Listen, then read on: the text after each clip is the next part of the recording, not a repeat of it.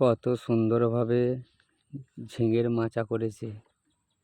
ওই সাইডটা বটবটি কলাইয়ের মাচা, তারই মাঝে আবার ওই দিকটা শসা লাগিয়েছে।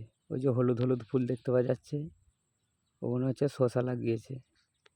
আর এইগুলো হচ্ছে ঝিঙের মাচা। বন্যার জলে সব নষ্ট হয়ে যাওয়ার পর আবার নদীতে নতুন করে চাষ করেছে। এটা নদী, এটা বালিদেওয়ানগঞ্জের নদী, ওইটা হচ্ছে নদীর বাঁধ। আর ওই সাইডটা হচ্ছে নদীর ওপার। এই রাস্তাটা দিয়ে যেতে হবে। ওই যে নৌকাগুলো জলে ভাসছে। তো ভিডিওটা ভালো লাগলে অবশ্যই একটা লাইক, কমেন্ট, শেয়ার করে দিতে হবে সবাইকে।